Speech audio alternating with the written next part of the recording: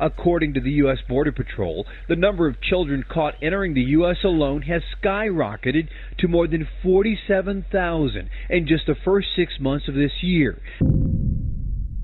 With 1,200 immigrants surrendering themselves to Border Patrol agents every single day, the agency is overwhelmed. So many of them are coming in on buses, others are being flown here, and this facility this morning is struggling to figure out what to do with all those children. These kids are coming from Central America, from Honduras, Guatemala, El Salvador. They're traveling up through Mexico into the United States through Texas. The federal government is looking at several sites in New York as potential shelters, including a rundown former Walmart building. They want to house some of these people at the Border Patrol Academy while they're awaiting processing. The Border Patrol now worried about a virus outbreak. And sources tell me right now, all that's separating the sick from the healthy, this caution tape. The Chinese are paying $50,000, the Indians are paying $10,000 to $20,000. All the Central Americans, the average is about $7,000. So it's the cartels pushing these groups across the river to tie up our agents. Who or what is coming in, we don't know, and we won't know until something bad happens. What changed was the fact that we were engaging in this catch and release program, and word spreads fast. And this crisis, that some call a crisis, we have to view as an opportunity. They are the best that we have.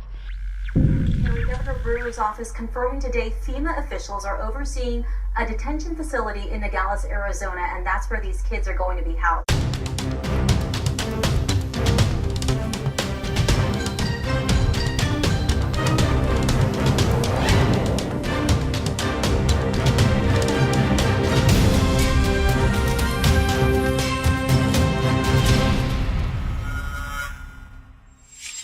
Welcome to this special July 4th, 2014 edition of the INFOWARS Nightly News. I'm Leanne McAdoo. Well, today is the day, of course, that we celebrate our Declaration of Independence. Obviously, originally from the Kingdom of Great Britain, but now we just really like to show our patriotism, how much we love this country, we love our freedom. 238 years of this freedom. Now, 4th of July is typically a day marked with patriotic celebrations, people proudly waving their flags. But it seems these days that the only day that you can proudly wave your American flag is on the 4th of July.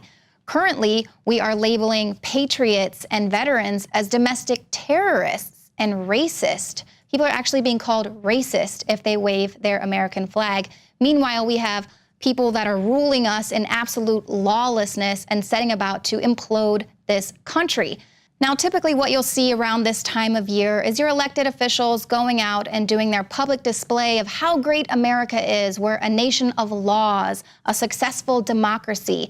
Meanwhile, we're in the throes of an immigration crisis, and we have a president who says that he's going to bypass Congress altogether once again and use executive action to further his immigration agenda. Now, the president himself, to our knowledge, he hasn't even visited the border or any of these border facilities to see the reality of the crisis that we are seeing with this influx of illegal immigrants. Our team has visited the border. We've covered it extensively, and what we've witnessed there is total collapse and absolute lawlessness. Joining me now is Jakari Jackson, Joe Biggs, and John Bown. Now, guys, looking at the absolute lawlessness of the military bases all over the U.S. being set up as staging grounds for people who have illegally entered the country. I mean, President Obama hasn't bothered to go and visit these facilities yet, but you guys were there. You witnessed it firsthand. Describe what you saw. I'd say in a word, treasonous. It's just out of control completely.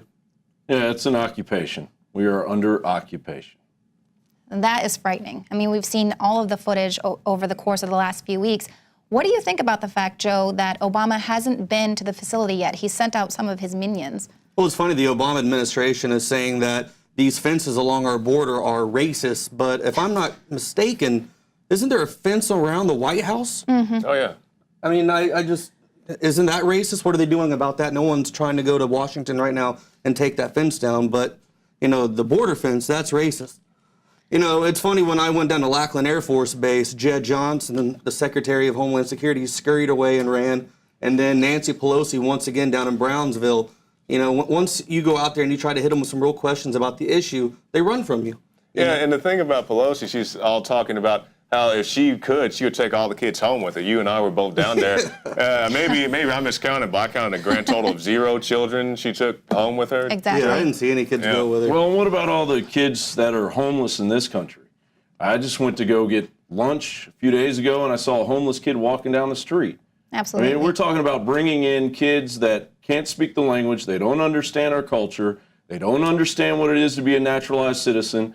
All they're going to do is add more of an economic destruction to our economy. And then you have to understand, Bound, because then you have to have the cultural sensitivity. Then you can't wear an American flag to school because you may offend somebody. Well, I had friends who died in combat to become citizens of this country. Mexican-American men who fought and died in Iraq and Afghanistan to go through the process the correct way. Absolutely. And these kids are being shipped over. They're being flown over by the busloads, by the plane, and we're wasting our resources and draining our economy. And there's a right way and there's a wrong way to do it, and this is no way the right way to do it. And Absolutely. all of America knows that. You can feel it. Yeah. Well, just like in California yesterday when they stormed the buses and they were protesting. You know, finally people are standing up and they're saying, no, go back. Well, let's talk a little bit about how you went to Lackland Air Force Base. You were there to go to a press conference, and there were no other media there. You were the only one that was there, and they fled. Yeah, I got on the Department of Homeland Security website. I printed out the press release.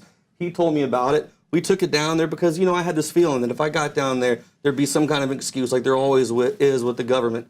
We get down there, and they're like, whoa, we're not expecting any kind of media. What are you doing here?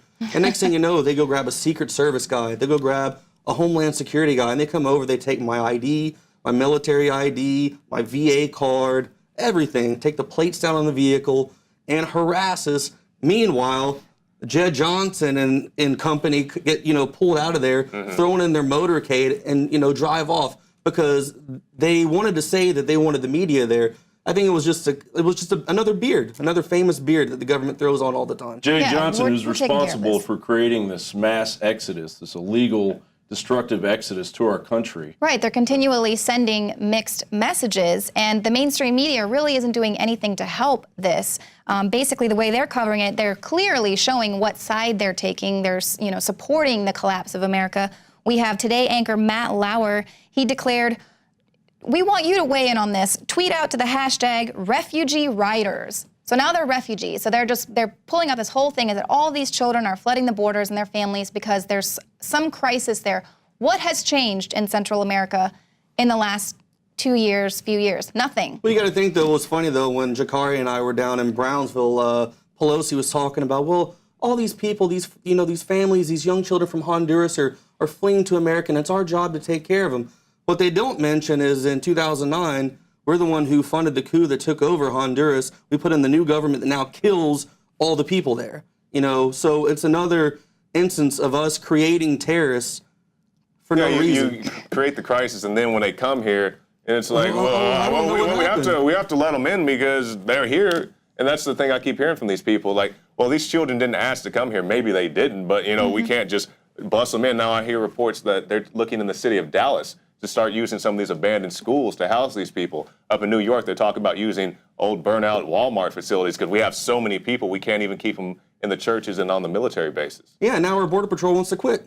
These guys are getting fed up. They can't. And they know it's a joke.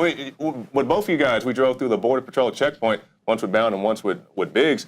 And both times we pulled up, we said, hey, man, you guys know you're paying the bus tickets. Those stations, now the Border Patrol themselves that are helping the ranchers and the bankrupt cities north of the border, they're a tremendous help. Yeah. But they have to sit on their hands, too, because they don't have enough resources. But the Border Patrol stations themselves, they're checking us. The TSA is checking us.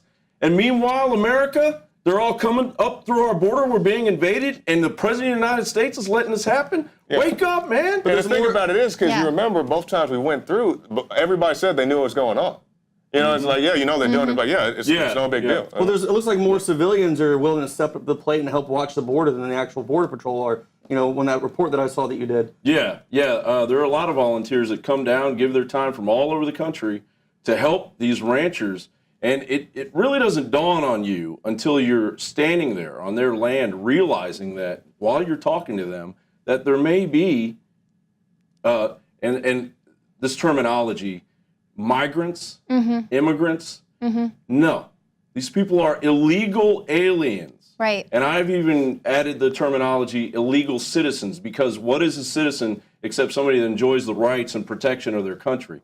Well, these people are illegally enjoying the rights and protection of our country. The naturalized citizens like ourselves and the rest of America are here on this 4th of July witnessing our president naturalize for, I think, the 3rd year in a row on the 4th of July, his liberal agenda to basically cloward and pivot the country. Well, the vice president of the Border Patrol Union said that he wants the National Guard to come down and help out on the administrative side, so the Border Patrol agents themselves can actually get back to the border. But the thing is, though, like you said, they're not really doing anything. So I asked him, I said, I heard there's reports of militia coming down, and they're willing to help out the Border Patrol. Would that be some kind of help that you'd be willing to take? And he said, no. He said, it doesn't make sense. They don't have arresting authority. And I looked at him and I said, guess what? Who are you guys arresting? You're not arresting anybody. Right. Everyone, the gates are open, and you're letting everyone in, and you're giving them a health card, and you're giving them food, and you're letting them go, and you're letting them make what they called anchor babies. So when the immigrants come in and they have a kid, do you think a judge is going to kick them out after that? No, their kid is now a U.S. citizen, and they will stay. We're talking about the destruction of this country, hyper destruction of this country by our government. That's what we're talking about here. And it's a tactic that they're using. I mean, you see how the lamestream media is covering it. They won't even call them illegal immigrants. They call them undocumented immigrants. ABC's Good Morning America, they just simply called them immigrants. So now, I mean, what a slap in the face to people who have been spending thousands of dollars every year, waiting year after year, doing everything they can to play by the law to become citizens of the United States of America. And then now we're just inviting all these people in and saying, They use that hearts and mind card every time. Look at these kids. Look at these kids. You know, it's just look at the kids. It's not look at these kids who are bringing in, you know, hepatitis and tuberculosis.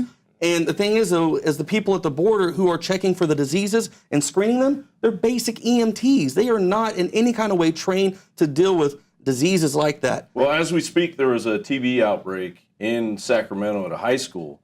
And Sacramento, 20% of their population, or 19% of their population, is undocumented immigrants. But you know what? They're illegals. Well, I just went back to Lackland Air Force Base, and that's where they have the outbreak of the swine flu. From when I went a couple weeks ago until today, it looks like a contagion, like an outbreak scene. All these huge tents, medical personnel all over the place, but there's nothing going on there. And there's you got to consider other things that are coming in, because when you drive into California, you're asked, are you carrying any exotic fruit or exotic animals? Well, why are they asking you that? When the borders are wide open, there's no telling what's coming across that border. Well, we're starting to get reports on a few things that are coming across. In 1943, we eradicated the fever tick that got into our livestock. It was a huge problem for our livestock, our cattle industry in South Texas, in the South. Well, now as the illegals are crossing that water, they're getting the larva all over their clothes and their skin, and they're bringing that back in. So that's going to eradicate our already struggling beef industry. Exactly. And then, not to mention the bed bug outbreaks that we've had in the past here in America. You know, the amount of bed bug outbreaks that we're about to see, TB outbreaks, there's no telling. And then the mutation, the hybridization of what they're bringing up into what we already have. It's a complete disaster. And these are just the people that we know coming through. For the hundreds that we know coming through every day, double that, that's who's getting through that we don't see. Right, and we have reports now that the medical staff here at these border facilities are being told to keep your mouth shut about the diseases that you're witnessing here, or face arrest. Yeah, I went down and got pictures of those, what they called the brown shirt guys, the security forces, driving around Lackland Base, you know, watching. And I tried to talk to one of the personnel out there, and they just kind of scurried by. They just kept walking. They wouldn't look over my way whatsoever and give me any kind of an acknowledgement. Yeah, because you remember I talked to the ICE whistleblower, and he said, yeah, we have people come in with TB, and I said, well, what kind of treatment do you give? He said, well, we examine them, we give them chest x-rays and all this, but they still have those illnesses in the facilities. And the thing he told me, the kicker is, they have such small bed space in those facilities that they just let a lot of people go. Right. They don't